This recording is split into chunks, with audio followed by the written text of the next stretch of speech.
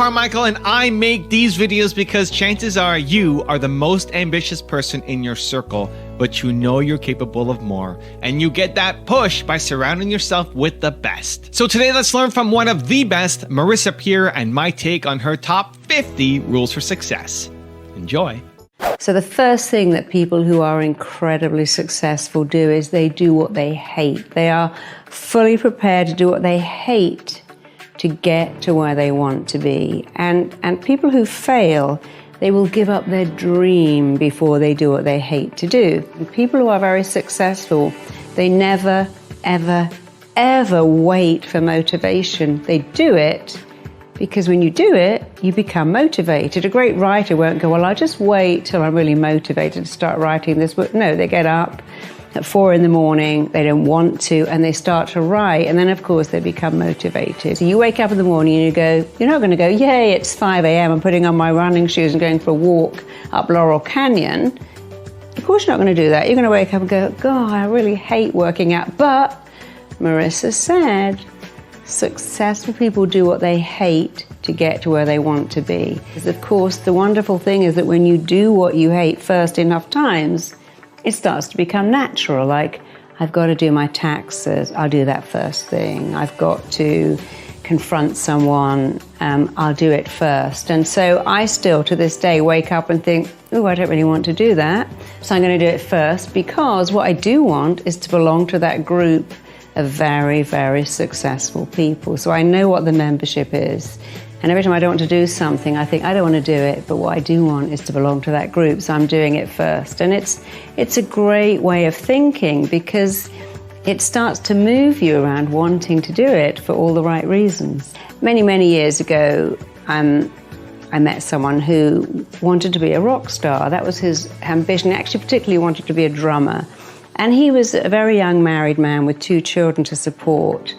And he was going for a lot of auditions, and of course all the auditions take place during the day, and every time he had a job they wouldn't let him take time off. So he decided he would have to work nights in order to audition during the day, and the only job he could get was a job he hated. He was a taxi driver and he hated it, but he did it, but he just wasn't making enough money. So he thought, okay, I'll have to work in McDonald's. I get more money, I can work nights, I'm free to audition. And about a month before he'd applied to work in McDonald's, he'd been for an audition to be a drummer in a band. He didn't even know who the band was.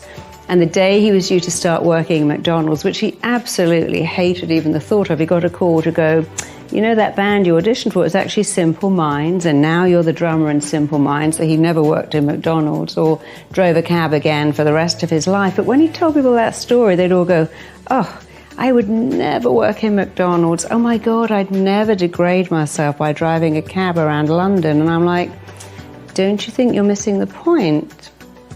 His ability to do what he hated is what made him a rock star, because he had to have his days free to rehearse and audition. But if he had your mindset, I'd never do that, he would never be a multi-millionaire rock star. It was because he was fully prepared to do what he hated, to swallow his pride, to keep his vision in mind. I want to be a rock star. I must be free for auditions. How can I do that? Well, I have to work as a cab driver and in a fast food restaurant, which I hate, but I'm going to do it because it's going to take me to my goal. And it did. But the people who laughed at him and said, I wouldn't do that, none of them are rock stars. Secondly, we have this belief that our brain's job is to make us happy. Oh no. Your brain's job is to make you survive. It doesn't care if you're happy, it cares if you survive. So when you say, my job is killing me, this commute is stressing me out, I'm dying under the paperwork, it wants you to stop. And so because your brain's job is to move you towards pleasure, you've got to say, I love working weekends, even if it's not true. I love going to the gym. I'm so lucky I've got a baby that wakes me up at 3 a.m. I know it sounds really Pollyanna, but you can trick your mind all the time going, I love it, I want it, I like it. And that's what Olympic athletes do when they're training, when they're getting up at 3 a.m. to run. They don't go, oh, this is great. But they also don't go, oh my God, I hate it. They go, yeah, this is going to make me an Olympic athlete, because they understand the mind's need to move you towards pleasure and away from pain. And if you link pain to something, your mind will make you give it up. really quickly. And people who fail give up their dreams because they link pain to them. But people who succeed meet their dreams and they go, yeah, I want to work all weekend. I'm building a business. I want to work nights writing this book because I'm going to write a book. You can choose what to link pain and pleasure to. In fact, you can choose anything you like. But you know what you can't choose?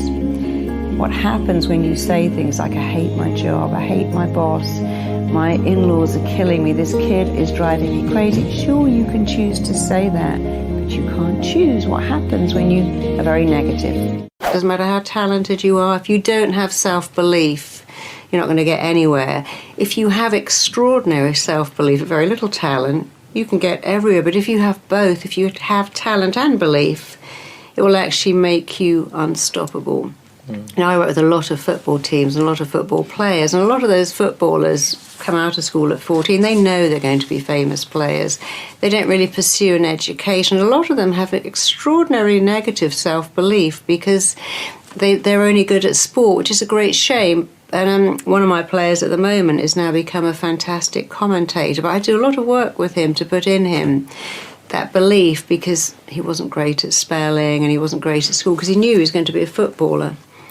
So belief without talent will take you far further than talent without belief. But if you have both, you can go far. But everyone can learn self-belief. You mentioned something about leaning into the feelings until you no longer need to feel them, or until they go away. Feel the feeling until it no longer requires to be felt. Why should we do that? So give me an example of a feeling. So let's imagine you and your ex-wife are not getting on, and you have a feeling of rage about the fact that she's trying to get your kid to call the new guy daddy and she's blocking you out, and you feel so angry. You think, well, I mustn't feel angry, you know, she's doing it for the interest of my kid, and so I just drink the anger and I drink the anger. And you see, with a feeling, it's the most real thing you have. A feeling is like a little kid in a class going, notice me, I'm over here. And if you don't, they get more and more out of control. And so when you don't acknowledge your feelings, they regroup until they become outrage, rage coming out. And then suddenly they go a bit crazy in the car park of a store or the line of a store because the mind says, I've got all this rage, wants to come out. Someone just cut into the line, take it out on them. And it's so ineffective because I have something I call AAA, which is be aware of your feeling. Most people have no idea what they feel. They go, I shouldn't feel jealous. I shouldn't feel envious. I shouldn't be furious with this kid who's keeping me up all night. So they're not aware of it. They certainly can't accept it, and they never get to articulate it. If you can say, you know, my wife's a good person, but actually I'm furious with what she's doing. It really hurts my feelings. That's why group therapy and places like AA, the good thing is you get to say, sometimes I could quite cheerfully hurt my wife. I'm not going to, but I feel like it. But, oh yeah, I feel like that too. Because when you can express your feeling, it goes away. It goes away immediately. When but when you communicate it, even to yourself. So if your mother-in-law is the absolute bitch from hell, and you can't say, by the way, Dorothy, you are the most horrible mother-in-law in the world, but you just go and shut yourself in the bathroom, turn on the taps, flush the toilet, and say, Dorothy is a really unpleasant mother-in-law. And one of my feel better. Yeah, you feel so much better because you're not saying it to them. It's like feelings are like gas. They're in or they're out, and they hurt much more when you keep them in. And you want to let them out. Maybe gas, I mean, obviously right in the middle of a meeting, but when you keep stuff in, it causes you pain. Also, if you want to build more confidence, the science says it can take up to 254 days of consecutive action to successfully build a habit. So I've created a free program for you where every day for 254 days, I will send you an unlisted video to your email, absolutely free, to help you build your confidence. The link to join is in the description below. Successful people do what they hate to get to where they want to be. Doesn't matter how talented you are, if you don't have self-belief, you're not going to get anywhere. Here's something that will change your life if you make it familiar.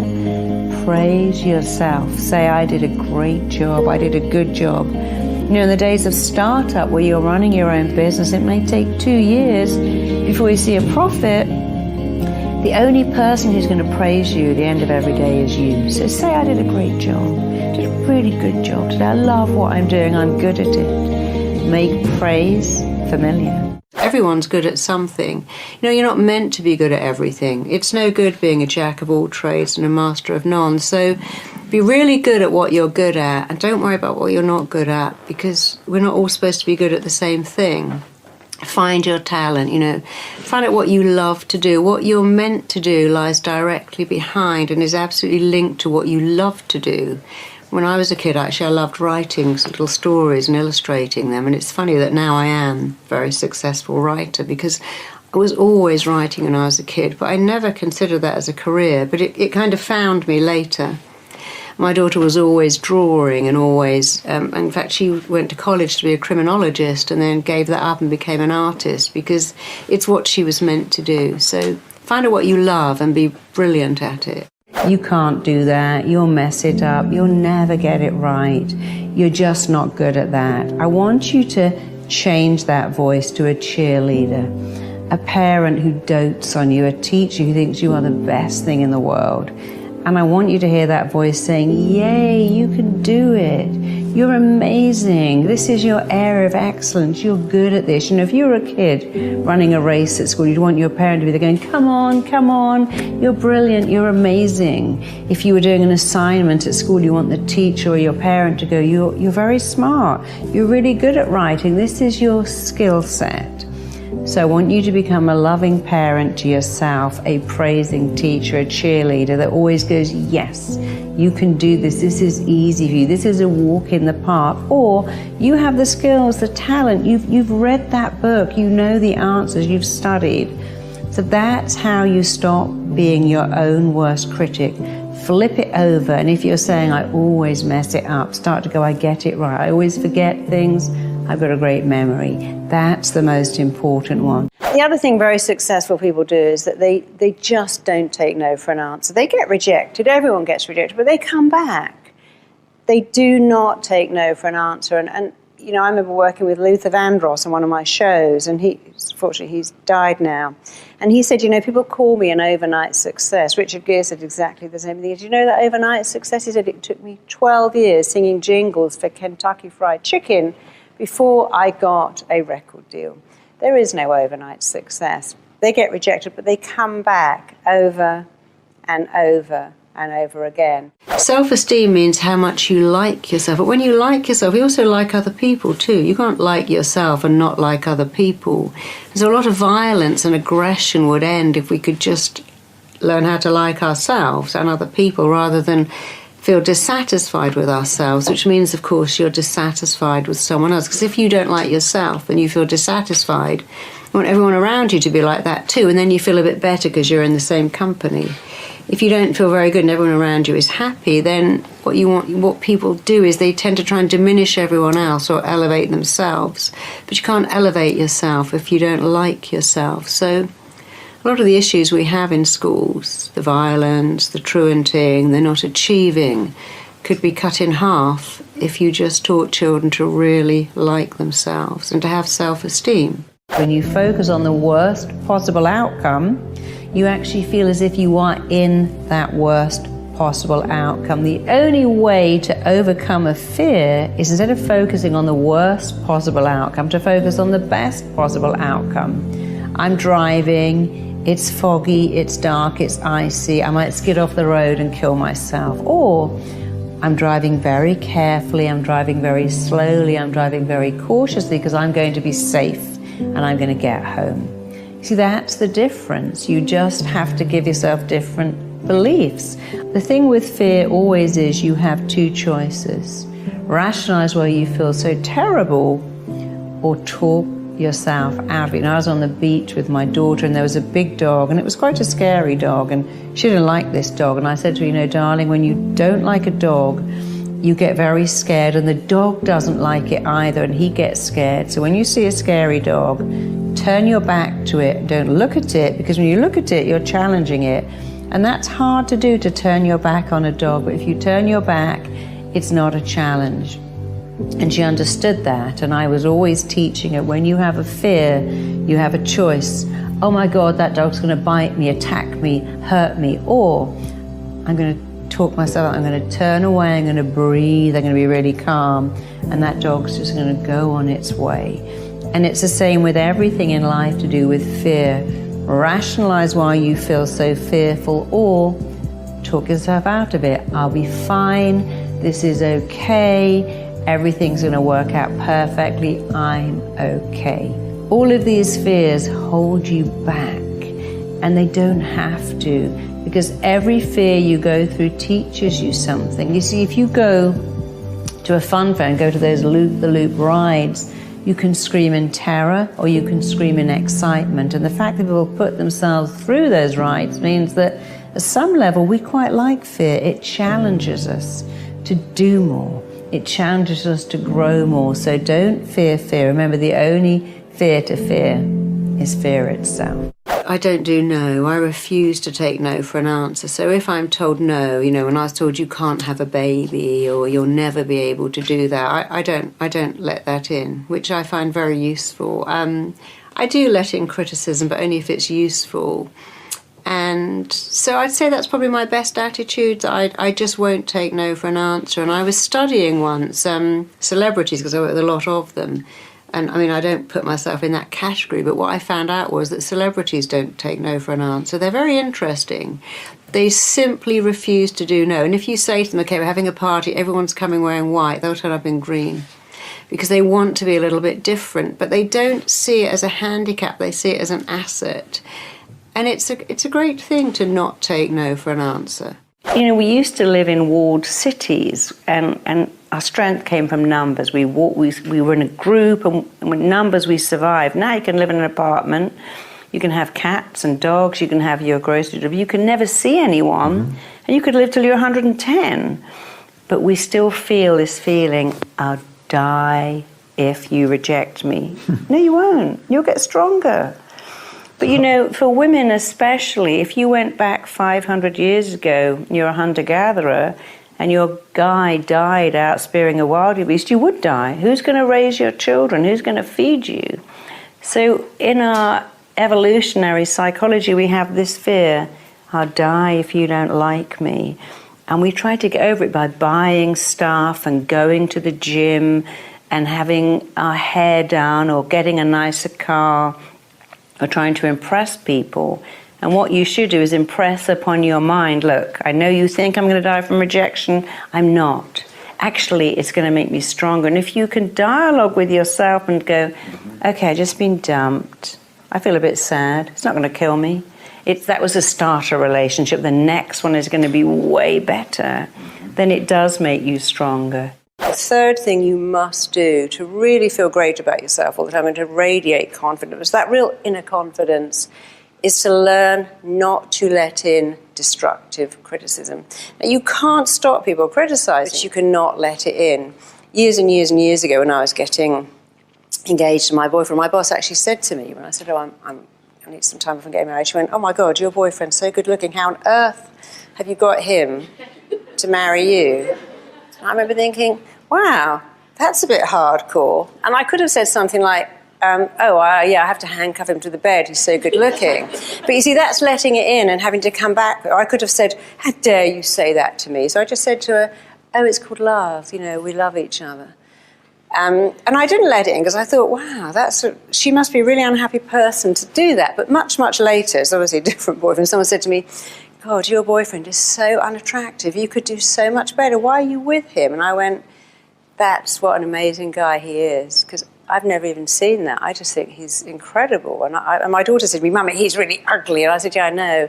And I love him so much, which shows what a great guy he must be, because I just think he's gorgeous. And, of course, my daughter then realised that she couldn't go anywhere with that because I didn't let it in.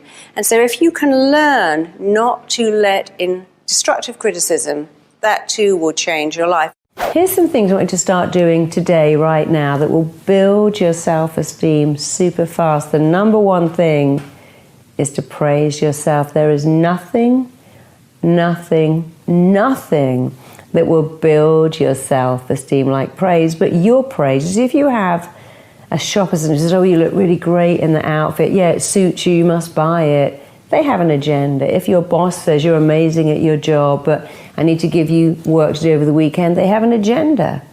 Someone dating you might have an agenda, and your mind knows that. But when you say, I'm great at my job, I'm smart, I'm kind, I'm nice, people like me, there is no agenda. Unfortunately, when you go, I'm rubbish at my job, I'm boring, I always mess up and I have no friends, your mind lets that into, because your mind doesn't really care if what you say is right or wrong, good or bad, healthy or unhealthy. And let me prove that to you. I want you to put your hand in front of your face like that. I want you to close your eyes. I want you to imagine you have a big, fat, juicy lemon. And I want you to breathe in that wonderful lemon smell and just squeeze it a bit and feel that wonderful lemon texture, because nothing quite smells like a lemon. So still really believing you have half a lemon in your hand, open your mouth. Shove that lemon in there, cram that half a lemon into your mouth and start chewing and sucking and biting and swallowing the flesh. Keep sucking all that lemon flesh into your mouth. Bite it, chew it, suck out the juice. And you will notice that what is happening is your body is responding to a thought as if it's a fact. Your body is responding to the image and thought of eating a lemon as if you are actually eating a lemon. And it's making a saliva, because thoughts are things. And every thought you have has a physical reaction in your body and an emotional response to. When you think, I don't have friends, I can't talk to people, I can't take things back to a store, I can't ask for special treatment, I don't know how to talk to people, then your mind accepts that as a fact, just like the lemon. But when you say, oh, I can talk to anyone, I'm an interesting person, I'm warm and friendly, people like me, and I can make eye contact, I'm good at my job, I can ask someone out on a date, I can tell the person I'm involved with what I need, your mind accepts that too. And someone recently said they keep a lemon on their desk now and look at it every day. I'm sure they change it every month, because that lemon reminds them every day that they are responsible what they think and feel. And you know, responsibility, that word means an ability to respond. So I want you to start to praise yourself. I want you to wake up in the morning, the first thing you go is, I like myself. We like people who say, I've got something to offer the world. And people are very reassured by confidence. You know, we're all scared that we're going to come across as arrogant. But if you're on a flight and you hit turbulence, you want a confident pilot. If you're sick, wouldn't you like a really confident doctor to go, oh, I'm the best doctor in New York, I'm going to make you better. You don't want to go, well, I don't want to brag, you know, I'm sort of okay sometimes, but, you know, he's better than me. We don't want our kids' teacher to go, well, I'm not the best, you know, I have good days. We want them to go, I'm the best teacher, and I'm going to give you back your kid in a year's time, radiating confidence and talent. You know, we pay for that, and yet we're so scared of saying, I've got a gift, I've got a skill, this is what I'm good at. People think the brain's really complicated. It's not. It's actually quite simple. You only need to know 3 things about your brain to always get what you want. And the first thing is your brain does exactly what it thinks you want it to do, because it listens to everything you say. So when you say things like, oh God, you know, I got dumped, it was so painful, I never want to go through that again, all your mind can pick up is you don't want to be in a relationship again. When people have a miscarriage and go, I could never go through that again, I'd rather die than go through that again, your mind is picking up, oh, right, well, that's a statement. That's actually a command to me to make sure you never go through a miscarriage again. And that's how you get unexplained infertility, which is something else I've been working on a lot recently. Because the mind listens to what you say. So people go, oh, I went on this flight, I thought I was going to die. And during it, they go, I'm never getting on a plane. If this plane lands, I will never ever get on a plane again. And of course it lands, they go, oh, it was just turbulence. But next time they go to the airport, they have a massive panic attack because your mind's like, hang on a minute, you said I never want to fly again. And so if you haven't got what you want, it's because you're giving your mind very confusing messages. Your mind's number one job is to listen to what you say and to act on it. Its second job is to move you towards pleasure and away from pain.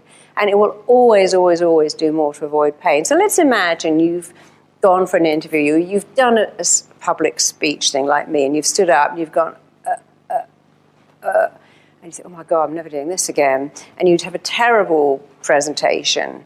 And one of my clients who worked for Sony was saying that she had to stand up and just say to Sony, this is a new band from Camden. And she stood up and went, this is a new band from, and they're called, she said, I couldn't do it. It was the simplest thing. And my boss had to take over. And I was explaining to her that when you do that and go, oh my God, I don't want to do it. I don't want to do this again. Your mind is now going to make sure you don't do it again. So the next time you go to speak, it will give you a panic attack. It will make you ill. And if you say to yourself, oh my God, I'd love a week off in bed, or I'm dreading next Wednesday, your mind is so in tune with you. You're a week off in bed, you wake up with the flu, and your mind's like, there you go. How cool am I? There's your week in bed. You don't want to go to that speech? I've woken you up with diarrhea, so now you can't go. That's what the mind does. When I was giving my first ever presentation about my first ever book, I woke up with the most excruciating migraine I've ever had one before. I thought, wow, I must have been saying to myself somewhere, I don't want to do this because I've got this migraine. And I actually went and did it, and I didn't have the migraine until I stepped back off the stage again. And I realized that I was communicating very badly with myself. So you must never say nervous, say excited, because your mind listens. So those three things are, your mind does what it really thinks you want to do. If you're very, very specific and say, I want this and this, I want to be a great speaker, I want to deliver things, I want to be fantastic at sales, I want to be able to look people in the eye and sell them things and come across as really authentic, your mind will understand.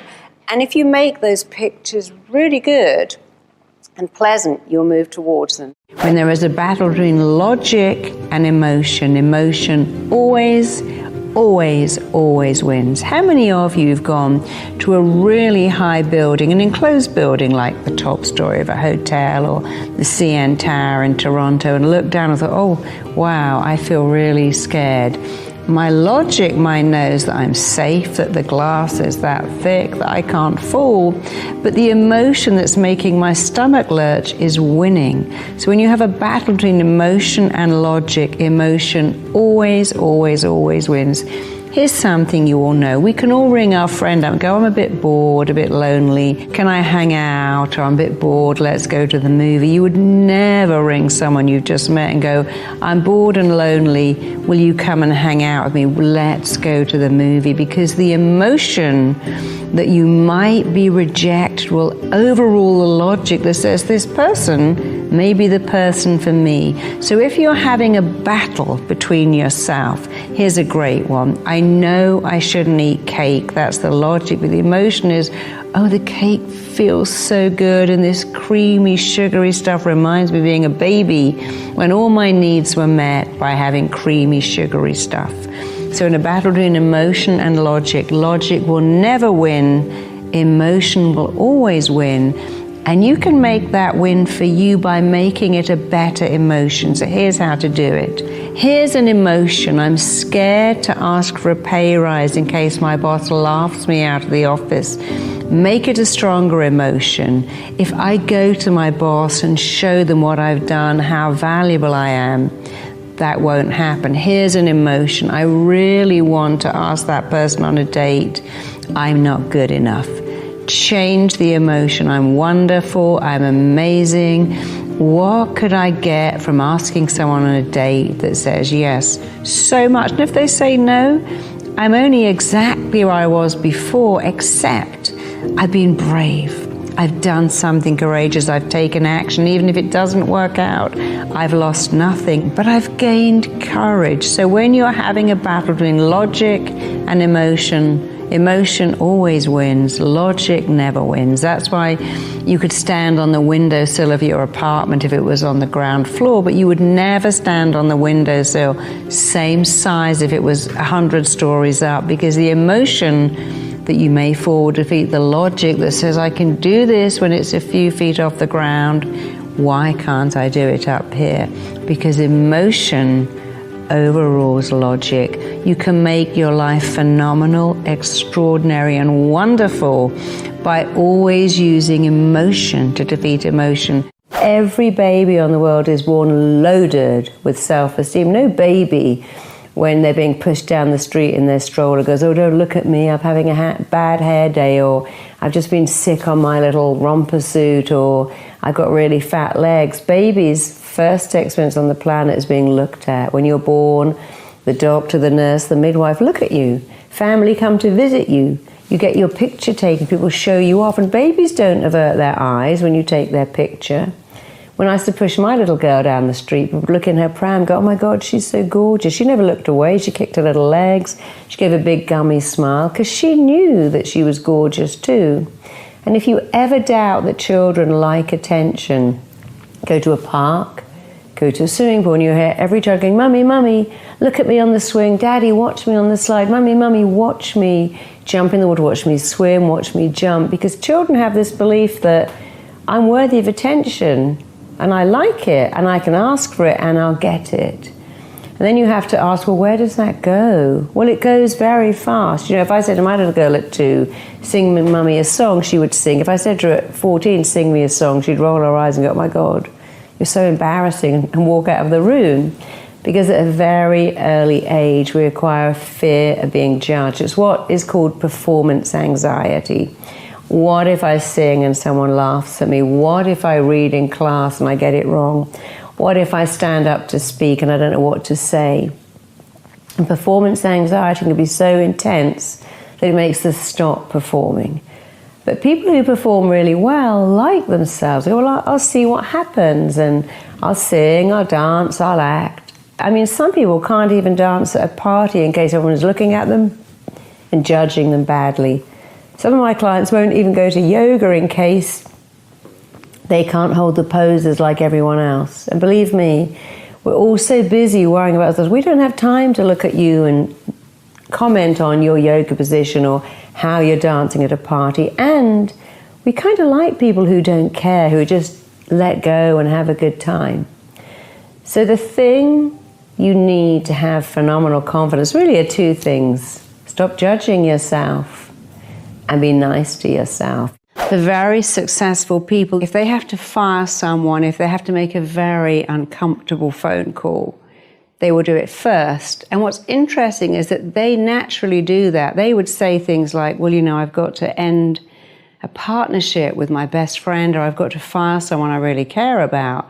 I couldn't possibly have that hanging over my head all day. I need to do it first, and then it's done, and then I feel better. People who are not in that group will go, oh God, I've got to fire like my friend. I'll do that at 6 o'clock. I'll wait till the end of that. I'll do that after lunch.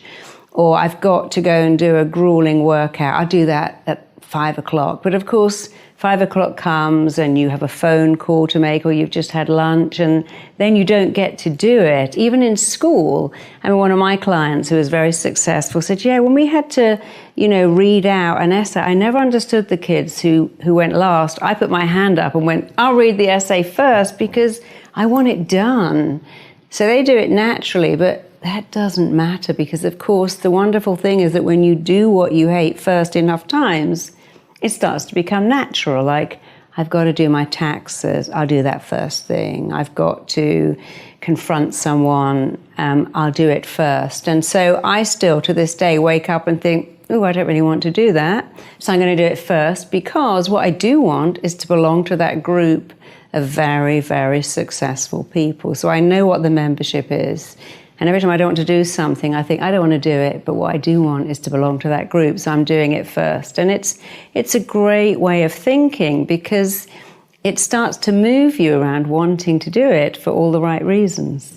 I always say to all my clients, there's only 3 things wrong with everyone. Everyone has got 3 things wrong. The number 1 is I'm not enough. The second one is I'm different, so I can't connect. And the third is I really want something like freedom from depression or success, but it's not available. But I'm not enough is the biggest. I mean, I've worked with hundreds of thousands of addicts. I've never found one ever that ever believed they're enough. And if we look at the key addictions, shopping, binging on food, binging on alcohol, binging on drugs, porn. sex especially, food, porn, all of those things come from a feeling of emptiness inside, because we're taught, oh, you feel a feeling? Why don't you eat some donuts, or go onto eBay and buy, or Amazon, or buy something, or have a drink? And our feelings are the most real thing we have, and we push them down. We find all this stuff to buy or eat or drink or take to keep us, like John Lennon said, comfortably numb. But then the feelings regroup and come back, because they've always got a job to do.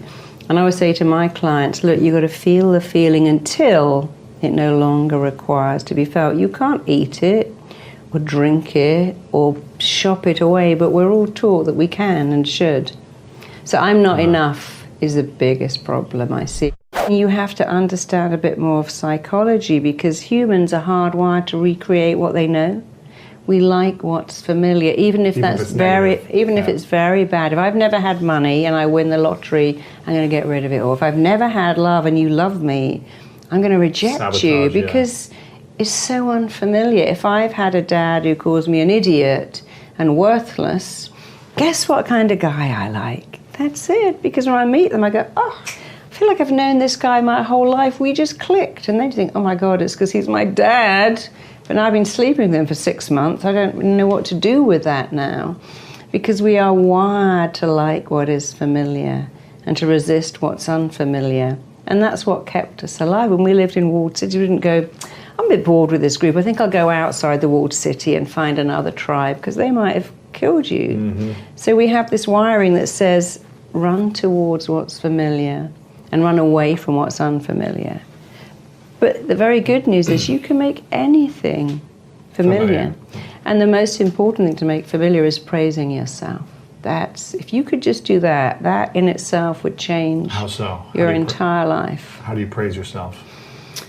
Well, you get up in the morning and go, I'm a good person. I have a skill. I have a talent. I have something to offer the world. I'm here for a reason.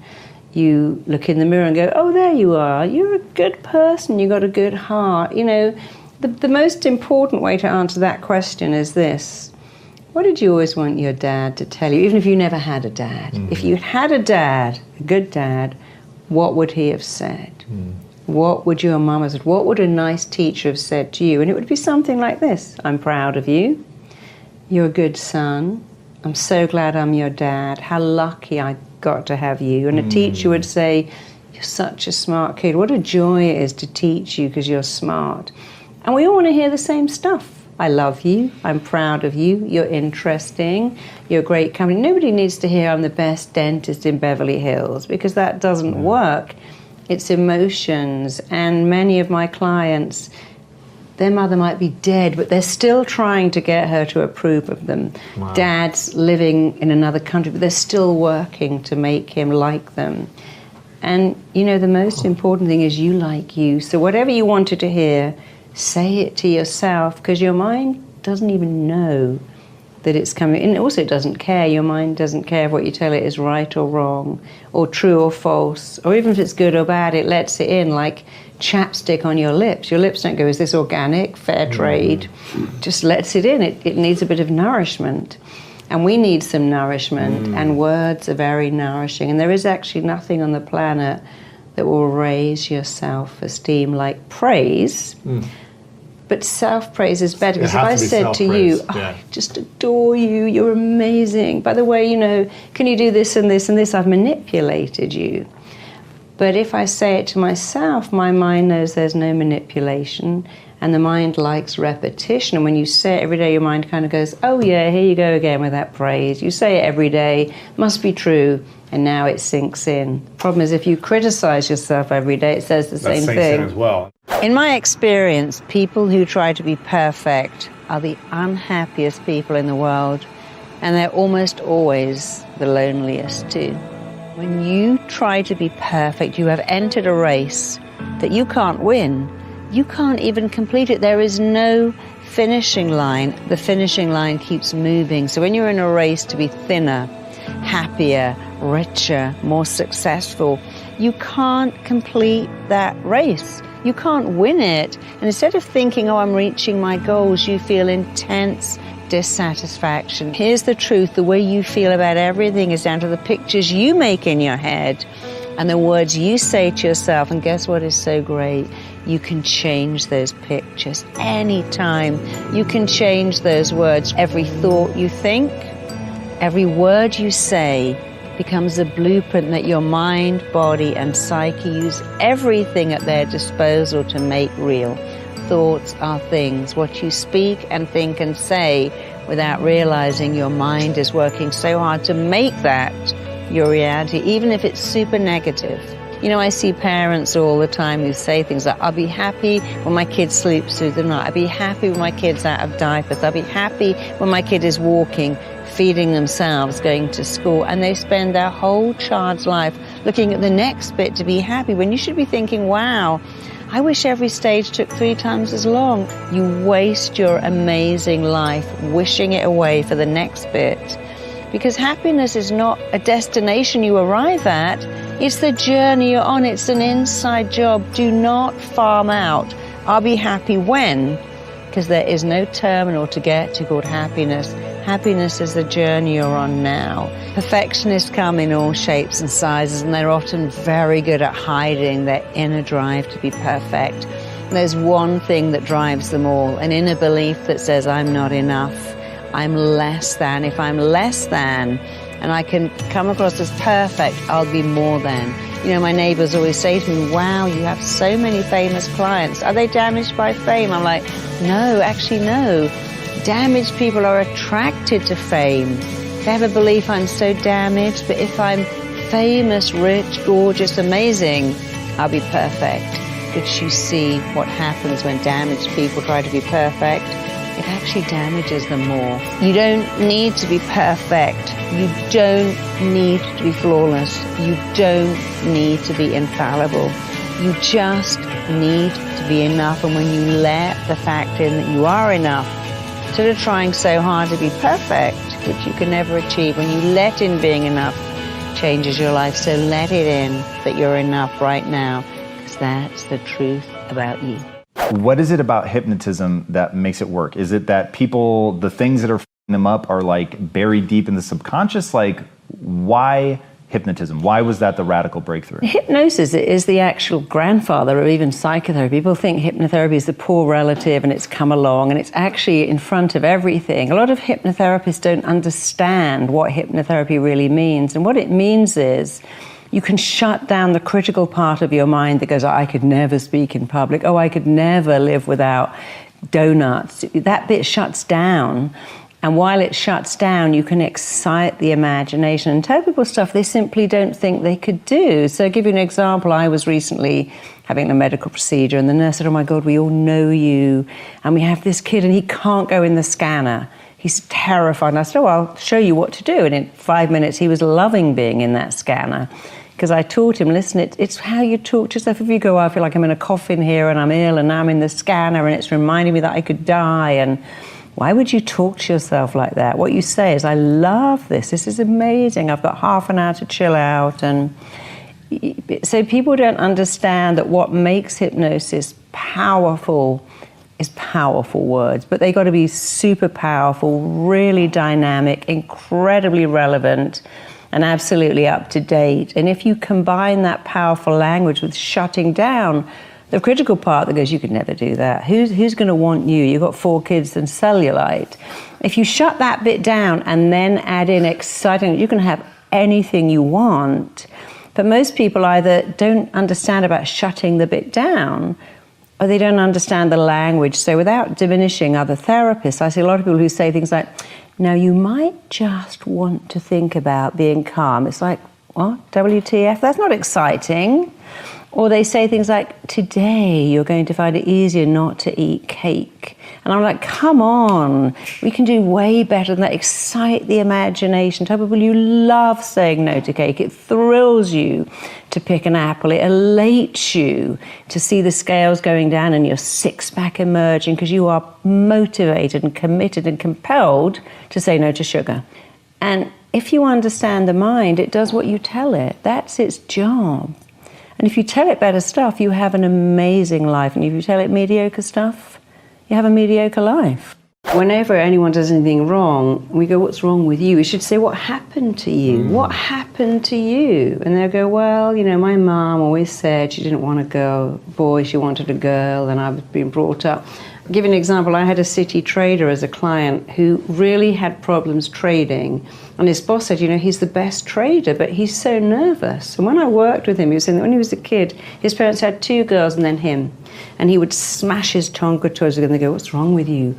Look at your sisters just combing their doll's hair and they're so good, and why are you so aggressive? And a 4-year-old can't go, well, because I have something called testosterone, right. And they don't. And I'm designed to run and jump and hunt and fish, and I got to learn what to do with aggression. Smashing my cars together is good for me. He didn't. A 4-year-old doesn't have anything because they live in the world of they just live in a world of feeling, not logic. And he said, I never realized, I spent my whole life thinking something's wrong with me, because my parents would say everything conversation, what's wrong with you? Look how neat you. Says they don't get peas on the floor when they eat. And he said, I heard it every day until I formed a belief something's wrong with me. He didn't date women because he thought, well, I should be like one, but I want to be like a man. And that session totally turned him around. He said it was like someone had sprayed him with pheromones because he went out that night when we were attaching themselves to him like a magnet. But he just got rid of the feeling of something's wrong with me. Because most people do walk around going, something's wrong with me, I'm just majorly messed up. And you can't heal. And no one understands me, no one gets me. And I don't understand me. And if I don't understand me, how can you? And why should I even be here? Yeah, because you can't heal what you can't understand. And so all the treating the symptom is like putting a Band-Aid on an infection. It doesn't, when you understand it, you can totally change your perception of what it is, because events actually don't affect you, but the meaning you attach to them does. The story we tell ourselves about the story. I don't like wish. Wishing says to your mind, you haven't got a prayer, but you might as well wish. Because wishing just says, you're not going to do that. Oh, I wish. No one says, I wish I could get up in the morning and clean my teeth. I wish I could pick up that pencil and write a note. You don't say wish, you go, I'm doing it. So when you say to the mind, I wish I could, it says, yeah, me too. Get over it. When you say to the mind, I hope I get this right, it goes, yeah, well, keep hoping, because you're not going to do that. When you go, if only, your mind goes, well, you never managed it before, so keep on with the if only, why don't you? People have a story, you know, I can't find love because my dad left when I was 1. I can't find love because my mum preferred my brother. I can't be a success because I never went to university. I can't speak in public because I blush. And without understanding, when you describe why you can't, you keep it going. If you keep talking about the symptom, your mind keeps it alive, because whatever you focus on, you get more of. And so a lot of people have language that's completely irrelevant. Like, yes, I know your dad left when you was 1. I know your mother put you up into foster care and didn't love you, but that's then. This is now. And so they have outdated stories, outdated language. I can't do that because... the classic one I heard all the time, oh my God, my boyfriend just ripped out my heart, stamped all over it, killed me. And if I find love again, it will kill me. I'm like, darling, he got bored. And you would have got bored too if you'd stuck around. And that was your starter relationship. Go and find a better one with someone amazing. Everything he loved in you, you didn't take it home with him. It's still there. So don't use that irrelevant, I found love and it killed me when it ended. So I found love, the wrong person, but I'm going to find it again with the right person. It's going to be amazing and compelling. He's going to fall in love with my soul. We're going to be together forever, because you got to turn your mind on, and it loves exciting words, dramatic words.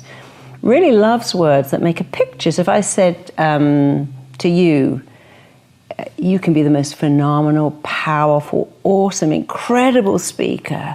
When you speak on stage, everyone stops to listen. You could hear a pin drop. They look at you.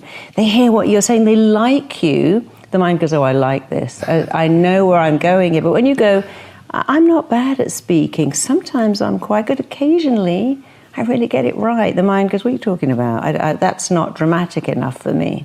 And all psychiatrists will tell you that and if you want to be sorted out, here's something you must do. Express your hurt as close to the event that hurt you happening as possible. You can't say to your dad, 20 years I asked for a bike and you got me a skateboard. I didn't want that. They go, what? I worked nights to buy you that bike.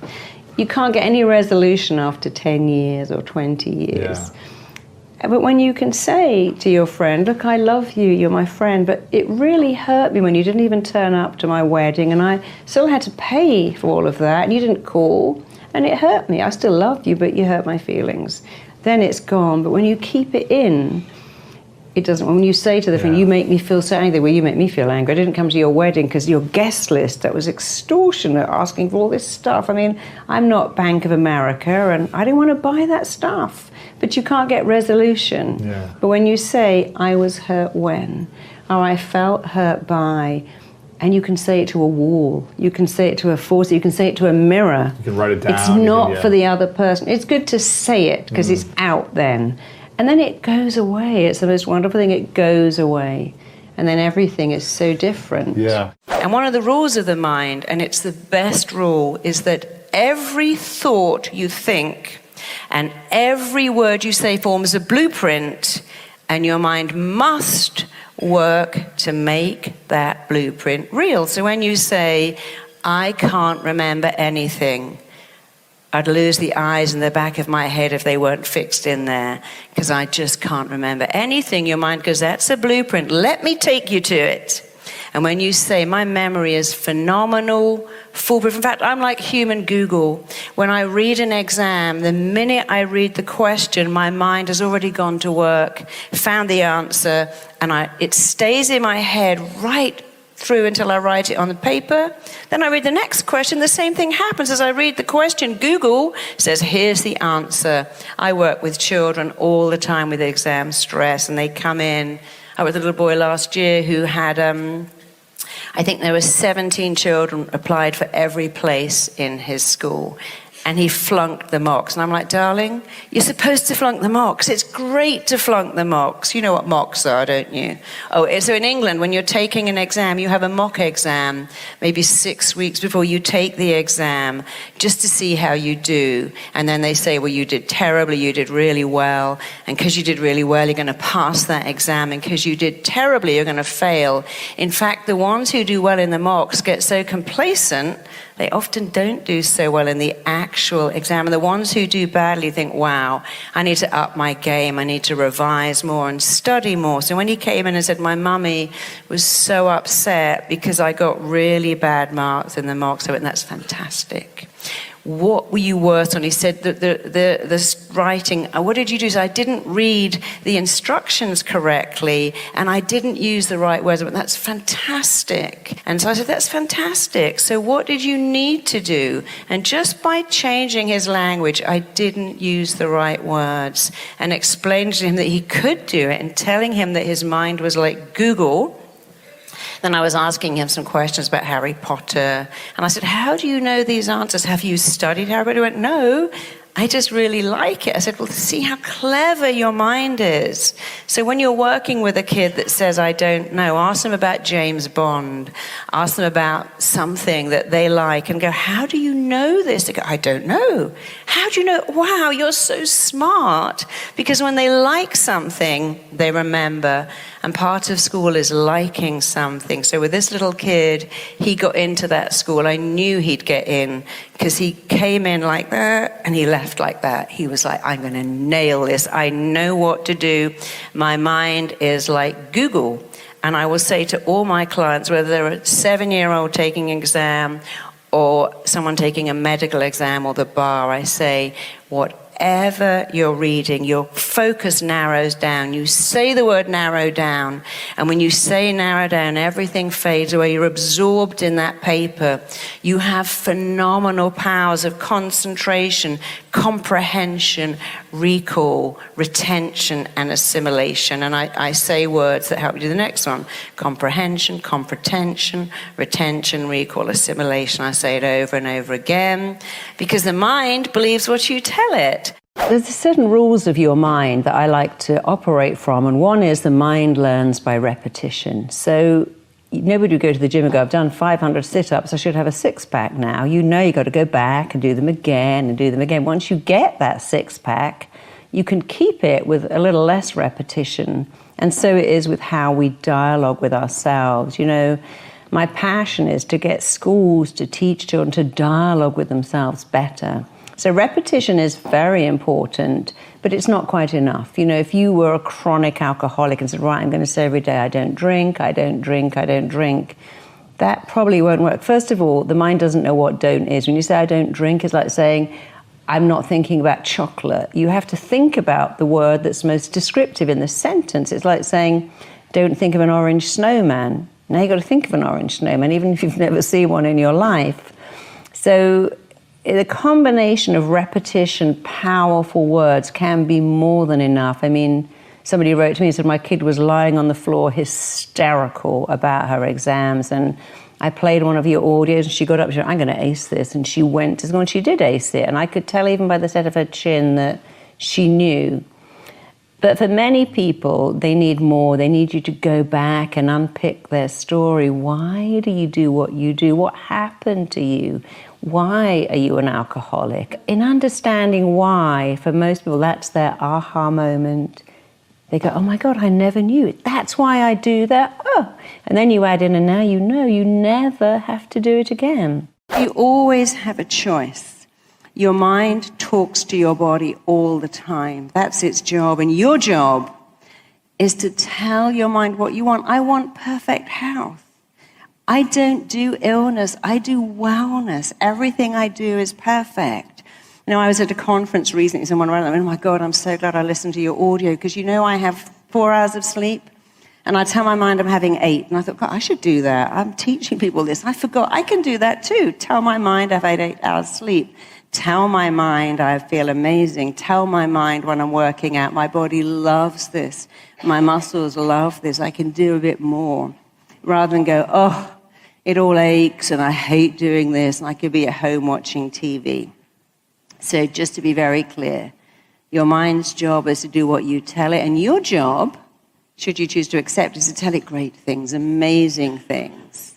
I'm not aging, I'm saging. I'm embodying wellness. I have perfect balance. You can choose. Not only does the mind tell the body what to do, it also interrupts the signals coming back from the body. I've got this crippling thumping headache, can become, well, I've got a little niggle in my head, but I'm really too busy to notice it. I'm in agony. No, you've just had a little shot. That's not agony. This commute is hell. No, hell is not having a car or any gas and looking at people or taking 3 buses to do your commute. Being in this store is torture. No. When you go to Africa and you see they don't have any stores, and the ones they do have no food, and you'll never again stand in Ralph's and go, this is a nightmare, it's hell, grocery shopping. If you have money in your wallet to buy food for people that love you, that is so far beyond hell. But people use these words, it's killing me, it's a disaster, it's a nightmare. So we have a great fear of rejection, which is not surprising, because when we're born, we have 2 drivers: find connection, avoid rejection. After all, if a mother rejects a child, if a lion rejects the cub, it's not going to be adopted, it will die. Yeah, or it just starves to death. And so we know innately that our survival on the planet is linked to not being rejected. And not that long ago, you would have died from rejection. You know, in 1,000 years ago, when they banished you outside the walls of the city, or you marooned a difficult sailor, or you cast someone out of the community, you pretty much died. There was nothing out there but purgatory. So we have a wiring that says rejection will kill me. And that's why you had the fear. But when you can dialogue with the other, go, look, no, it feels like it will kill me. It can't kill me, because no girl can reject me unless I give her my permission. Right, give them my power. You can't reject me unless I agree with everything. I don't like you because you got short hair. I don't like your shirt. I don't like you because you're white, not white, tall, short, glasses, not. But when you say you can't reject me, I can't be rejected, because the only person you can reject me is me. You can talk to girls realizing, even if they say, no, you're not my type, I'm with someone, no thanks, or even, ooh, not no, they can only reject you if you let that in. And we look at someone like James Corden, who's certainly not gorgeous, but women love him because he's funny. So funny. So funny. Love and that guy. you know, we like warm people. You know, the packaging is all very nice. But will have a great packaging, a great wrapper, and but they're unhappy. And so our greatest fear is to be rejected. But the truth is, in 2018, you could live in this apartment, have Amazon deliver your groceries, never see a soul, and you probably live until you're 106. Yeah. Wouldn't advise it, but we don't die of rejection anymore, but we still feel like we will. And all schools should be teaching kids you cannot be rejected. You can ask for a pay rise. You can ask for crowdfunding. You can go to someone and go, here's my idea. You can write a book, speak in public. Because I work with a lot of actors who say, I'm so scared of rejection. I'm like, well, how are you going to be an actor then? Because you're supposed to be rejected all the time. So you and I write books. For everyone who loves it, there's going to be the odd person who goes, I hate this book and I hate that writer too. But we don't let it in. We have to laugh about it. When you give a YouTube talk, I mean, one of my talks got like 3 million views, and there's a few in there going, I hate her, stuck-up English snob. But they don't know me, because that's not me at all. But I don't go, oh my God, I can never write another book. I'm okay because I don't let it in, because the only opinion that matters is my opinion. I know I'm not a stuck-up English snob, so that can't hurt me. You Are Enough is a movement that I started because, 33 years of being a therapist, I might work with a movie star, an Olympic athlete, or someone who's a school teacher, and they all have the same problem. And the problem is almost always I'm not enough. I mean, I've worked with so many addicts, thousands of addicts. I've never met one who ever thought they're enough. They'll say, I drink because I'm not enough. I use because I'm not enough. I am addicted to spending because I'm not enough. What I see many therapists doing is the client comes in with a list, like what I call a shopping list. I need to stop drinking, I need to get out of bed, I need to stop shouting at my kids, I need to take care of myself. And they like to go through the list. It takes a long time. I go, forget the list. Let's look at what I call what lies beneath. You know your problem? You think you're enough. Where does that, do you know any baby who's ever been born and goes, I shouldn't cry because I don't deserve attention here. I shouldn't throw up on this white top my mum just bleached. No baby is ever born believing they're not enough. And so, again, we look at where does this come from, this belief you're not enough? Who told you that? Where did you get that? And when they go, oh, yes, it came from here, it's a game changer because they start to tell them, I'm enough. People say, but if I'm enough, don't I just lie on the couch and eat potato chips all day? No. When you know you're enough, then you go, right, I need a better relationship. There's a better career than this, a better health than this. In powerful language, you can never say you're going to fall, you're going to mess that up, you're going to ruin everything. That's just not going to work out. You have to say the opposite. Okay, I've only got 10 minutes to prepare my speech. I only need 10 minutes. I've only got 10 minutes to get there. That's exactly how much time I need. And if I'm late, I wasn't supposed to be there on time. I have a belief now when I get to a party late, it's because I wasn't meant to get there early. I no longer go, oh my God, I'm so late. This is going to be terrible. In fact, I was recently going in a cab across town to get a train to work with a football team. And we got stuck in traffic. And so I was playing a game. I thought, oh my God, I'm going to miss the train. This is terrible. I'm going to ruin my reputation. The team are going to be so upset. And I felt really sick. And then I started to say, the trains run every 20 minutes. It doesn't matter. What's 20 minutes? My material's so great. They have lots of time. After all, they finished practicing at 3 o'clock. And it was fine. So all the way there, I was playing a game, and I actually got the train on time. But they really wouldn't have minded. But I could have ruined my day, made myself panicky and sweaty by going, oh my God, I haven't got enough time, and now it's all ruined. And it's never ruined. You can come back from anything. And then I worked with a client who had cancer and had to go into this MRI scanner. And every time I saw him, he said, I can't do it. I can't get in that scanner. And he said, well, I feel like I'm in my coffin. I feel like it's a premonition of my death. And I get in the scanner, I think, well, I've got cancer and I'm going to die. And I said, well, I freak out. I press the button, I have to come out. And they keep saying, look, you've got to. I can't even be in there for 2 seconds, which is not true. When people say, I can't do it for even a second, he probably was in there for a few minutes. I said, look, the words you say to yourself in that scanner, this is a premonition of my death, I feel like I'm in a coffin, I feel like I'm suffocating and I can't do it, that's a blueprint. And your mind doesn't like those words. So how about these words? How about saying, I'm in my bed at home and I'm just so chilled and I could lie here for hours. I'm chilled, I'm relaxed, I'm blissed out. You must use words that make a picture. You can't go, oh, I'm okay really. I'm quite good, I'm not bad, this is okay. Because when I say the words okay, not bad, where's the picture? There's no picture. It's what I call fluff. When you say I'm chilled, I'm blissed out, I'm ecstatic, I'm just lying here and I could do this for hours, it's just so cool, the mind goes, you're right. And when you go, I'm in a coffin and I'm suffocating, the mind goes, you're right. See, here's the great thing. You can choose any words you like. You can go, well, we're all going to be negative and this half's going to be positive. That's your choice. You know what you can't choose? What you do to yourself when you say, I'm an idiot, I'm a moron, I'm a retard, I've got rocks for brains, everything goes wrong. Who would ever like me? I've got cellular, I'm a single parent, I've got no chance. Blah, blah, blah. I didn't go to college, so I couldn't possibly do what you do. I got kicked out of college, by the way, so you can definitely do what I do. And it was the best thing that ever happened to me. I can look at my life and say being fired, being dumped, and being kicked out of college, thank you, God, for putting that in up to me, because it changed my life. It was the best thing. Rejection has been one of the best things that ever happened to me. Being the least favorite kid, if I could have my life again, I'd go back and be the least favorite kid, because I thought, I'm going to show my parents that I'm something. And if I was the favorite, I wouldn't have done that.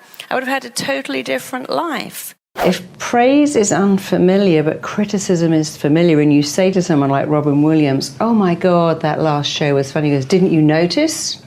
I've left out the best, I fluffed a word. It wasn't as good as the one before. So if you're not used to praise, you'll reject it. And if you're used to criticism, you'll add it in. Because we do what's familiar. So if we say to someone, I love your book, they go, oh, actually, it's not that good. The other one is much, I love your top. Oh, I got it in a car boot sale. It's 5 years, I've got a hole in it. So if we haven't got praise, we actually reject it. And you just have to say to yourself, I'm going to make this familiar. I'm going to praise myself every day. It might feel weird, but I'll keep doing it. It's a bit like running. You know, running isn't familiar, especially around Beverly Hills. But if you put your shoes on and go for a run on concrete, eventually it becomes familiar, and then you like it.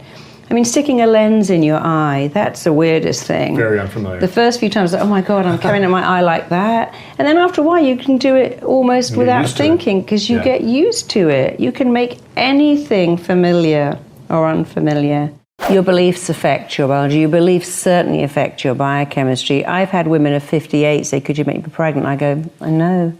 It's too late. Why did you wait 30 years? But the mind will follow your instructions, and it's very important to give yourself the right instructions. Of course, there are limits. You can't tell yourself you're going to be an astronaut. And when people say to me, I want to be a millionaire, I'm like, what are you going to do to be a millionaire? You can't go back. I'm going to sit at home, and that's the problem with The Secret. Attract millions to you. What are you going to do for these millions? I want to have a six-pack. You do need to go to the gym. I want to have great health. Well, stop eating pizza and eat better food. But once you get the mind to want it, it's actually easy. But when people say to me, I want to be a millionaire, then we tell them, well, any goal of significance requires you to learn something new. But then they have a fear of learning. And of course, you're right. Then when people come in and go, I want this, you have to look at the blocks. The number one block is the fear of rejection. If I make it, I might get rejected. If I find love, they might leave. If I make all that money, people won't like me anymore. So you've got to smash out of the ballpark the fear of rejection. And you've got to smash out the second belief that says it's all easy. I remember Luther Vandross saying, you know, people say I'm an overnight success. I sang jingles for KFC for 12 years. It was a long overnight. So you do have to also have that desire. I mean, for me, you know, I speak in public, I write books, always aware that somebody's going to go, I hate your book, I don't like it. I'm like, oh, That's okay. They can't reject me. They might reject my book. Most people happen to love them. But to get anywhere in life, you have to get over the fear of rejection. Because people think they're going to die from rejection, but they really don't. Every day you get to choose how to speak to yourself. But you know what you don't get to choose? What you do to your body when you say, I'm an idiot. I knew I'd mess that up. I knew that relationship wouldn't work. I've been waiting for it to go wrong. In fact, the day we got married, I stuck stickers on all my stuff so that when we got divorced, there'd be no confusion. I was already planning the miscarriage. I didn't buy anything for my baby. I mean, who does that? Lots of people, apparently. They're all my clients, and they plan for stuff to go wrong. They say, I sent my kid to college, and I said, don't worry, you're probably going to hate it. Here's a credit card so you can get a return ticket back in a week's time. They plan it, and you don't want to plan it. You want to ban it. If someone just comes in and goes, I hate that shirt, or that colour is so not you, or you should never have cut your hair, or, whoa, you've got a bit heavy, you just go, thanks for sharing that. Just a really simple thing which says, thank you for sharing your opinion, which I can choose to not let in. You don't have to do anything else. Right. When the minute you go, well, your shirt's pretty awful, or look at your hair, or calling me heavy, you look anorexic, you've let it in. And now you're trying to retaliate. And it's like a game of tennis. If you put down your racket and walk off the court, you can't volley. So the first thing to say is, thanks for sharing that. Yeah. And it's very good for the little barbs we get from people, family, friends, sisters, cousins, exes. Right. If someone is really mean and says, you know, I listened to your talk on YouTube, oh my God, you stank up the place, I was embarrassed for you, then you go back and you say, I missed that. Could you repeat that for me, slowly? They will usually not bother because they know that in you asking them to repeat it slowly, you're going to call them out on it. And they usually go, oh, me and my big mouth, I'm just having a bad, I didn't actually really watch it anyway, just ignore me. And if they do, you must not go after them and go, no, I want you to repeat it right now, say it to my face. Don't do that, because a bit like a lion who bares the teeth, they're saying, back off and I don't want to attack you. When a lion bares its teeth, you don't go up to it, you walk away. It gives you a chance to retract. So saying, could you repeat that slowly, is giving the person a chance to retract. They almost always do, but occasionally they'll come back and go, no, I just said you're so wooden as a speaker, it's an insult to wood. People come in and they describe, you know, I really want to be successful, but I'd love to be healthier, but I want to find love, but I can't get pregnant because... And the first thing we do is investigate, like a good detective. A detective will lay out pictures and go, what's going on here? And they make sense of it. And very much the same. So when people come to me and go, no, I've got unexplained infertility. What is that? I went, well, there's a clue in the description. It is unexplained. Nobody knows. Your husband's got cracked sperm that swims straight and plenty of it. You've got great eggs, great fallopian tubes, perfect womb. But you can't get pregnant because the unexplained is here. And many people, when they're younger, will say to themselves, if I got pregnant, my dad would kill me. Oh my God, if I got pregnant, it would be the end of the world. And I remember when I was 17 thinking I was pregnant, thinking, oh my God, no, disaster. Oh my God, my dad will be so upset, devastated. When I wasn't, I went, oh, thank you, God. Oh, yes, joy. But you see, the mind listens to everything you say. The mind is always switched on, and it records everything. And it never forgets. So in a moment of absolute terror or fear or pain or anxiety, there's something called an imprint. It goes in. So a child whose mother says, that cat will scratch you and give you blood poisoning, or that dog's going to bite you, or that's a dangerous person, or, you know, I worked with a little kid who had a terrible fear of monsters under the bed. Turned out his dad used to always say, you'll get run over if you do that. You'll kill yourself if you do that. You'll drown if you do that. Turned out his dad was the monster because he was scaring him all the time. So you get a young person, can be an adult, and you get an imprint. And what we do is investigate, where did this imprint happen? And when we've got the imprint, which is very easy, you can ask questions and get the imprint. You can listen to the client's story. The one who said, my mum used to cry when I brought up food and so happy when I ate. Or you can use hypnosis and go back like that. And the reason I love hypnosis so much is you go to the imprint, you know, people come to see me, within 5 minutes they have the imprint. There's no, oh, how does that make you feel? And how do you feel now? And let's talk more about that, and come back next Wednesday at 4 and we'll keep this going, because studies now say that's actually the worst thing you can do, because you just keep the story alive. So we do the investigating, we find the imprint, and then we interpret it. What does that mean? Why do you think, you know, your dad telling all these stories would now leave you to have this monster under your bed? Why do you think at 15 being terrified of being pregnant could possibly mean that today you've got an expandability? And they work it out. They go, yeah, now you say that. If I look at those scenes and look at this scene, it all makes sense. And then you interrupt the belief massively, and then you install a brand new belief. You know, you're getting pregnant like a high school kid on their first date. You're super fertile. You've got cracked grade A eggs. Your husband's got the SAS of sperm, and it's going to collide. So you bring in the very powerful language, and you are going to make a grade A baby. Because, of course, people say, I want to be pregnant. I'm like, no, you don't. You want to make a baby that you carry to full term. I have clients who have been pregnant 8 times. You want a perfect, bouncing, healthy baby. So it's another example of not telling your mind what you want. So the combination of the imprint, the investigate, the interpret, the interrupt, and the install is so powerfully transformational.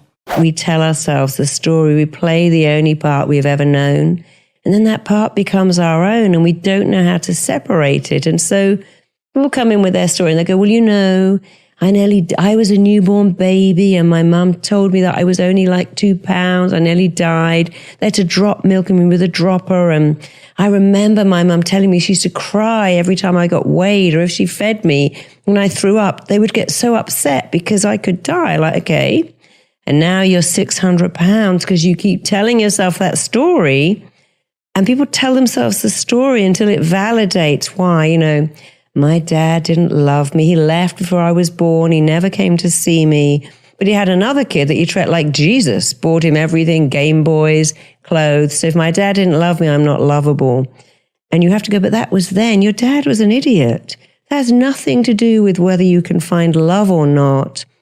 But clients tell themselves this story, and they don't understand that at any age you can go, well, I think it's time for a new story.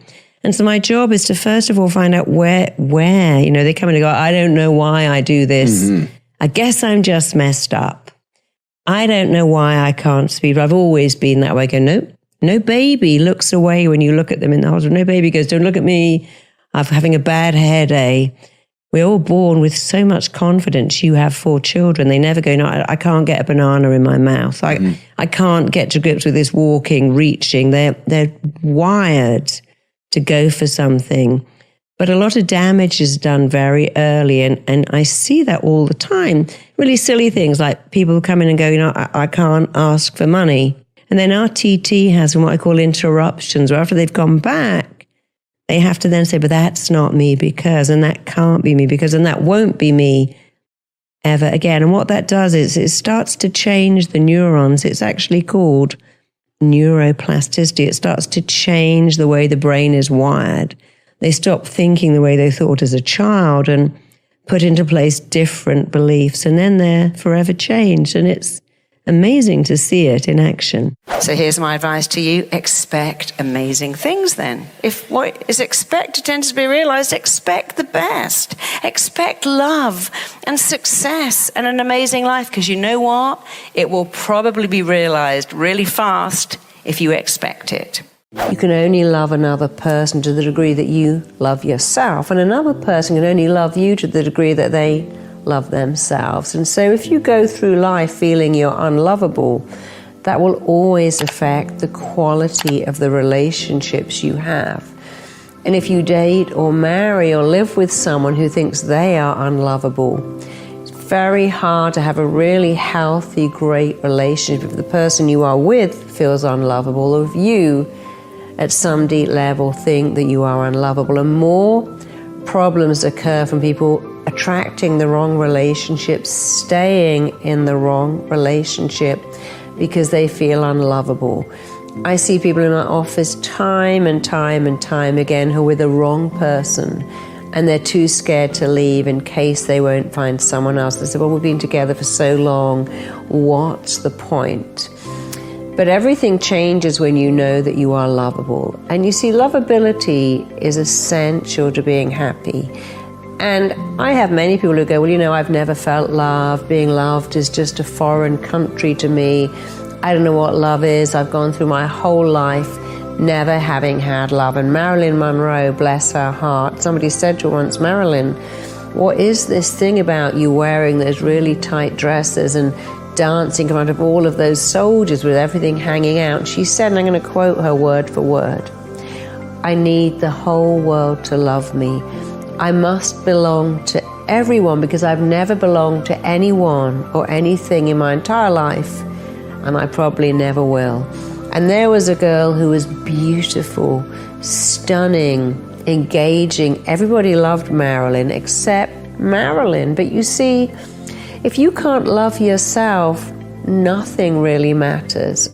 You do know, don't you, that people who are critical have so much criticism reserved for themselves. They actively dislike themselves. And you're actually showing me and the entire office that you really don't like yourself. By critiquing me. Yeah, by critiquing, you're just showing me. Yeah. Yeah, critical people always have criticism reserved for themselves. They are full of self-criticism, but they reflect it out. And superior people and happy people always praise, and people who feel inadequate always criticize, because criticize withers you and praise builds you up. And if you can use those 5 techniques, thanks for sharing, could you repeat that? Are you trying to hurt my feelings? Won't work, I'm not letting it in. Since we're sharing, did you know what is running your critical behavior? You don't let it in, and being able to not let in criticism, that too will change your life. It makes you bulletproof. You can't stop people being mean and having a horrible day. And we now have trolling, which is becoming an epidemic. So it's actually worse. Our kids used to get bullied at school and go home to a sanctuary. Now they're bullied online. Now they're bullied online, on the phone. And it never ends, and they feel really attacked. And see, when you find trolls, they're usually really miserable and unhappy, but they love the power because they have no power. They live on their own or with their mum. They have no life. I mean, we had a terrible situation in England where somebody was trolling this person whose child had been kidnapped, and when they exposed her, she killed herself. Oh, man. Which was a terrible thing for her, but obviously her sense of shame that she was outed and to kill herself, but she must have felt terrible. I felt so sorry for her. But she was very vicious in her trolling, but that's a really unhappy person. She needed a lot of help. But when you can teach people to come back from criticism without fighting or going, well, I hate you too, or you're shut up, or crying, when you can just teach them, look, I'm not letting it. It's like if I try to give you a gift, you go, no, I don't need that gift. I'm holding the gift. I can't give you something if you don't take it. Right. I can't serve papers on you unless you accept them. I can't serve a volley to you unless you volley it back. So when you learn that people can try and give you anything, but if you don't accept it, you haven't let it in. And if you don't let it in, it can't hurt you. It just hurts the person who's left holding it. How do you help people establish meaning behind? Well, I wrote a book called I'm Enough, and we have a program called I'm Enough, and what that does is it takes you the process of where does this come from? You're not born with this belief. How did you get it? And when they discover how they got it, they're able to give it up. One of my first ever clients was this beautiful woman, very hard to believe, and she said, I can never make a relationship last. And it sounds so silly, but she said that her dad used to say to her every day, you'll never ever find anyone that loves you like me. Nobody could love you like me. You'll never find the kind of love that I have. And he programmed, when you label someone, you limit them. So now she's got an imprint. I'm never going to find love like this love. And guess what she never found? Love like that. And all you have to do as a parent is to say, I love you because you're lovable. And all your life you'll find love like this love because you're worth it. So it's little tiny adjustments that have the most profound effect on people. And it's never too late to say, I'm enough, I can find love. And now if you give someone the power to make you feel good, you give them the power to make you feel bad. And if you do it to yourself, you feel so much better. It makes you slightly bulletproof. You still need other people. We all need other people. But the dialoguing with yourself and starting with I'm enough, I picked that because I found all my clients addicts, bingers, bulimics, saboteurs, hoarders, compulsive shoplifters. They all went back to the same thing. I'm not enough. I need more. And if you feel enough, you start to feel equal. See, most of us feel unequal. You're better than me because you've got money, or you're more attractive than me. But no dog or cat says, oh, you're better than me because you're a pedigree. A baby doesn't know that another baby's wearing designer clothes and they're not. They have no concept of that. So really what I'm Enough is doing is reactivating, remanifesting and regenerating what you were born with, an ability to say, I'm enough. Everybody wants to be happy, and we're all looking to be happy. And we seem to have this weird belief that there's some destination we're going to get to one day called happiness, but there's no destination called happiness. There's no terminal you're ever going to arrive at in your life called this is the happy place. If you want to be happy, and why wouldn't you want to be happy? Here's the way to be happy. You got to be happy right now. I see so many people who go, I'll be happy when my kid can walk, when my kid can feed them. So I'll be happy when my kid's gone. So I'll be happy when. And if you buy into that, I'll be happy when, you're never happy, because when never comes. I'll be happy when I'm married, I'm single. If I could find a great person, I'll be happy. And then you know what you do? You just swap all the problems of being single to having to compromise with somebody else, because you have this belief, I'll be happy when. So if you want to be happy, here's how to be happy. Decide to be happy right now. Don't do that. I'll be happy when I get to my holiday. I'm super stressed at the airport. I'm having a manic moment. But when I get there, I'll be happy, because now you've told your mind that happiness is somewhere you're going to. Tell your mind the truth. I am happy right now. I've decided to be happy in the moment. I'm choosing to be happy. You see, your mind is set up to do what you tell it. And every time you say to your mind, I'll be happy when, it believes that happiness is out there and you're going there, but you might never get there. When you go, I'm happy right now. I'm happy packing. I'm happy at the stress of the airport. I'm happy this minute. I am choosing to be happy. Then your mind understands the truth. Happiness is now. You're not going to happiness. You're not looking for happiness. And by the way, nobody else can make you happy, while an amazing partner, a great career, a wonderful kid will enhance your happiness. If you give that to someone else, my partner's going to make me happy. Having a baby is going to make me happy. Having a great job where I get recognized is going to make me happy. Getting praise is going to make me happy. Do you know what you're doing? You're giving someone else the responsibility to make you happy. And if you say to them, here you go, you make me happy, that will work for a while, but then, you know what you're giving them? You're giving them power to make you unhappy. I want a little baby to be happy, and I got it, but now that baby is a 14-year-old teenager that doesn't want to speak to me. People say, oh, you know, you make me feel amazing, and then the other side of that is you make me feel so angry and so lonely and so unimportant. Don't give your power to be happy to anyone else. It's up to you.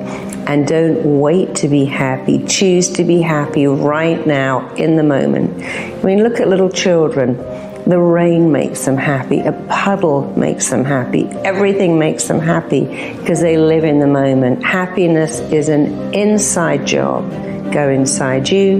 Live in the moment. I promise you, if you make a decision, I'm going to be happy right now, no matter what, and everything I do, you'll train your mind to be happy. What do you think is your greatest challenge that you face internally, personal challenge, as someone who's helped tens of thousands of people personally, My greatest and understand challenge. all this stuff? Yeah, I suppose it's not a challenge to get more people to understand it, because people need it. You know, we all need to be nourished. You know, we need nourishment. Our soul needs to be nourished. It's not about organic avocados from Erewhon Market. That's great. but we all need this emotional nourishment. So is it a challenge getting more people to accept it? I don't think it is, because everyone I see go, oh my God, I love that. And some people go, you know, I listen to you, thought, oh, that's rubbish. But then I found myself going into the garage and saying nice stuff to myself. So maybe my only challenge, but even then it's not a challenge, is I would say half the medical profession love what I do and really go for it and go, oh my God, this is amazing, I'm using it with my own patients. And the other half go, this is all silly. You know, illness is caused by disease, that you can't talk yourself better. Talking to yourself doesn't make any difference. You can't possibly give birth just using positive affirmations. It's like if you had cancer and you had a very good oncologist who might go, look, you know, the way you think, the way you eat, the way you act, the way you rest can all affect. And they'll go, no, you got cancer, chemotherapy, there's nothing else that will work. And all that stuff is hocus pocus. Right. So that is a challenge, but it's not so much, because I find so many doctors love what I do and go, wow, you know, all these illnesses are autoimmune illnesses. Many years ago, there was a wonderful psychiatrist in London called Dr. Maudsley, and he had a great expression, it's always been my favorite, and it says, the feeling that cannot find its expression in tears may cause other organs to weep. So he knew 100 years ago. That's beautiful. So beautiful and so true. The feeling that cannot find its expression in tears will cause other organs to weep. So he's sort of saying, if you don't feel the feeling, your body's going to feel it. If you don't open your mouth and say, you hurt me, don't be surprised if you get a screaming. I've got this screaming headache. I've got this angry red rash. I've got this thumping pain. And by the words they're using, angry, screaming, they're saying, I have rage that can't come out. I'm not expressing it, but it's expressed through my body. Yeah, because the body is very clever at finding something.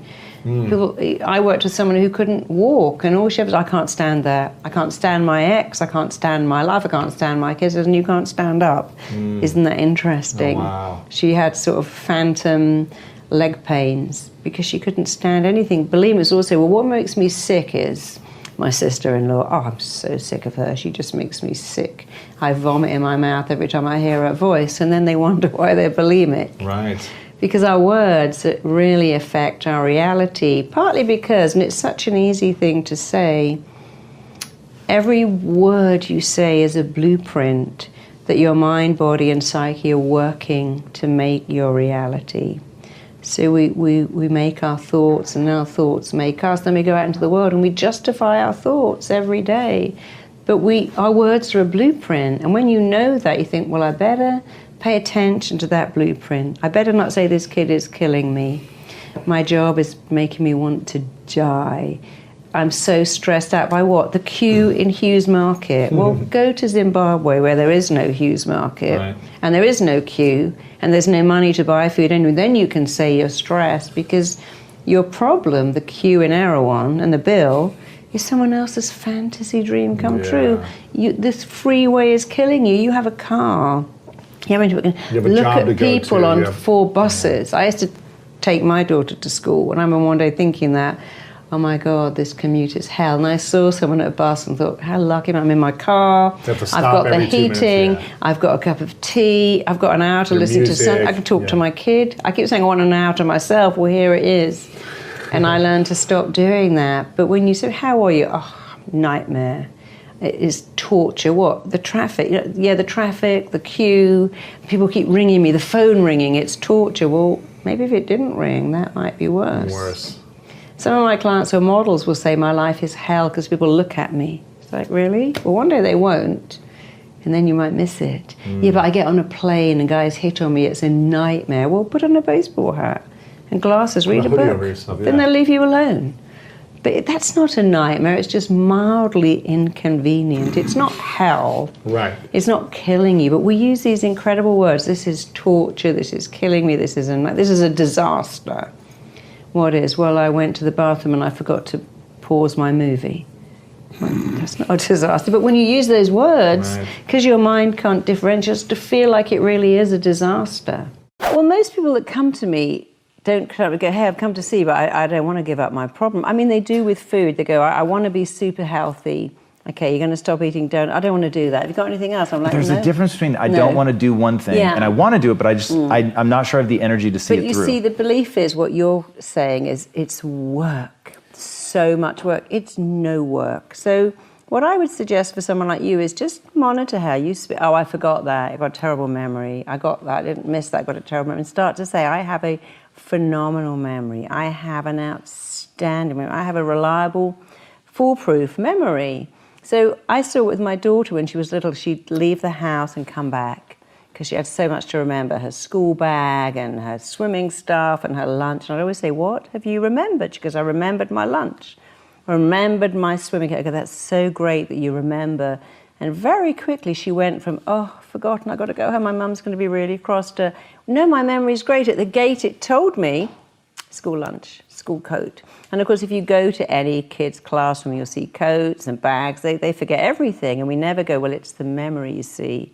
It disappears with age. And I've been people of 90 who can tell you everything about their childhood and what it was like in the war. So you have to just make a decision to tell yourself, I have an outstanding, reliable, phenomenal, incredible, impressive, foolproof, big words, of course, because you want to excite you. And if you say it enough, your mind's job is to give you that memory and then stop saying, what have I forgotten? Say, what have I remembered? And then something else you do is just say, that will come to me. You know, you have to understand the mind a bit. So when you're dealing with a conscious mind, the subconscious doesn't do anything. If you're saying, what's the name of that book or that restaurant? Oh, I don't know. I give up. I've got a terrible memory. And you suddenly goes, oh, it's come into my head. It was this book. It was the Tim Ferriss book. I remember now. Because you've given your mind an instruction. What is the name of that book? Your mind will go and find it. But if you are still actively looking, it doesn't do it. So we have something called command therapy. You've got to command your mind. Go ahead and remind me where my passport is. Remind me. And so often it's just really poor communication. You know, people say, oh God, I'm flying to London tonight and I can never fall asleep on a plane. I just can't go to sleep. We're like, well, where are you going? You don't go anywhere. You don't fall. You lie on the plane and you invite sleep to come to you. Go, I'm lying here. My eyes are heavy and sleep's descending upon me like a mist. Because it's a misdirect of the mind, because you don't fall and you don't go. But when you say sleep's coming to me, and when I am in different time zones all over the world, I lie in bed and go, right, sleep now. Send sleep to me now. I insist on 8 hours of sleep. I need 8 hours. And I tell my mind what I want, but I am very clear, very specific, but not, can I fall asleep? I need to, because I've got to get up in 5 hours. Now I'm stressed. I just give my mind very clear instructions. You do have to train yourself a bit, but if you use those words, my memory is impressive and infallible, your mind knows what that looks like and it will make it real. If you just go, I need a better memory, that's not exciting. So excite it with powerful words and you won't be surprised, or you might, how much better it gets. But you've got to give up this belief that it's work. Because talking to yourself isn't work. Exciting your mind isn't work. Going to the gym is work, but saying every day as you get up, I've got a great memory. I can even imagine my diary and I can see what's in it. If you tell yourself that, it actually really becomes true, and you'll notice that everyone who's got a good memory will say, my memory is amazing. Oh, I have the best memory ever. They never go, I've got a mind like a sieve. I'd forget my head if it wasn't screwed on. I would forget the eyes in my head if they weren't there. But people with a poor memory, they justify it. They remind themselves how bad it is instead of deciding, no, I'm going to have a great memory. When you wake up in the morning, start going, wow, this tea is amazing. This coffee is sensational. I love the smell of the shower gel. I love the sheets. I love waking up. I had to make myself do this, and it completely changed my life. I wake up and go, I love my life. I love being here. My first coffee, go, I love this coffee. I love my sheets. I love everything. And that's not really true, but if you can make your mind be happy with little wins, every time you eat something, it's sensational. make a phone call, go, this is great, I'm reading, I'm watching my favorite show, this is amazing. When you sit down at the end of the day to watch Netflix, go, this is amazing, this is wonderful. You're training your mind to celebrate tiny little things. And when you get big things, every day feels like Christmas. You really can. You can stop being ill. You can change the shape of your body. You can change your digestion. Yeah. You can have physical things. You can change the way you interact with your kids. So here's a good example. My kid is a nightmare. Change that to my child is age appropriate. There you go. This builder's going to go, oh my God, that's a disaster. But a good builder will go, it's a challenge. When you said talking to girls is terrifying, you just change that to it's challenging. Yeah. But hey, there's hundreds of girls out there. It's a numbers game. One will say yes. Some will say hi, yeah. And even if they say no, the only risk in life is not to take the risk. That's the risk. If you don't, when you take the risk and it goes wrong, you learn something. You may have heard many times about the marshmallow test. And the marshmallow test is an interesting test where they took children, they put them in a room with one marshmallow. It's also been done with one cookie and one pretzel. And they said to the children, if you wait, don't eat that marshmallow, then you will have two. So they were seeing how good these children were at delaying gratification, because if you can delay gratification, you are wired for success. And they found one group, maybe a third of the kids, just shoved that marshmallow in their mouth straight away and said, oh, I couldn't wait, I needed it now. They needed instant gratification. The second group said, no, I'm going to wait. And they sat there knowing that if they waited, they got two marshmallows. The third group, well, they were interesting because they really wanted that marshmallow. They were very much a combination of group 1 and 2. They wanted it. They also wanted to wait. As they made funny faces, they turned their chair around, they tried not to look at the marshmallow, and they forced themselves to wait. And they also got the second marshmallow. So group 1, instant gratification. Group 2, naturally delayed gratification. Group 3 were kind of programmed to be group 1, but fought with themselves until they became group 2. They resisted their natural instinct to eat the marshmallow.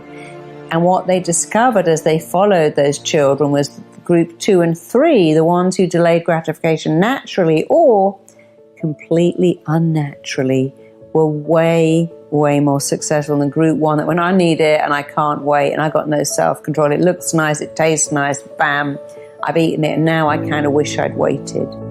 So I'm telling you this because it does not matter if you are not naturally group 2. It only matters that you can train yourself, teach yourself, and help yourself to become group 2. Because here's the thing, when we're kids, we learn naturally to delay gratification. Our parents say, clean your room and then you can have an ice cream.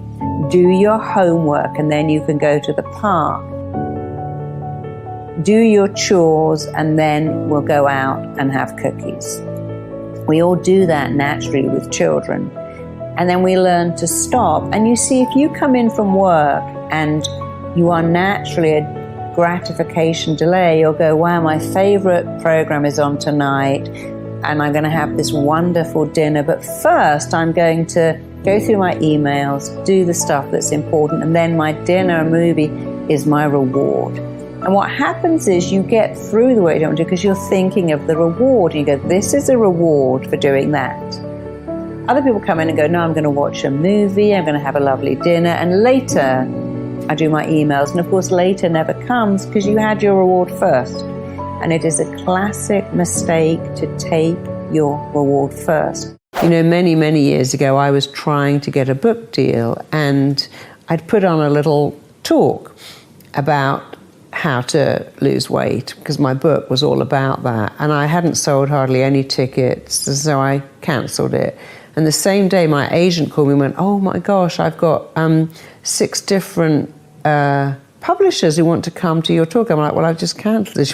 Put it back on, quick, because they're all coming. And it was that weekend, and I think she called me on a Thursday night. So on the Friday, I rang all my friends, everyone. I said, come to this talk, it's completely free.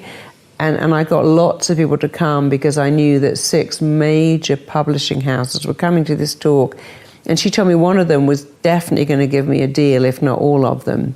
So I only had Friday. And on Friday, I could have spent ages planning the talk. But I didn't. I actually made a mood board. I thought that's a good thing. So on Friday night, I had an old picture and I took it out of the frame and I started to stick things in it. And I wrote Marisa Peer gets a great book deal. I cut out the Times best-selling list and I stuck it in there and wrote on it, my book, You Can Be Thin. And I did lots and lots of pictures like Marisa Makes People Thin. I went through magazines, I cut stuff out, I wrote some checks out there. I made this mood board really exciting and I just looked at it and looked at it and looked at it. And it made me so excited about my talk. And the next day I went off and I did the talk and lo and behold, at the end, somebody came up to me and she said, oh my God, I love that talk and we want you to come in on Monday and we're going to offer you a book deal straight away and we'd really love you not to meet the other 5 publishers because we want you. So that was very exciting.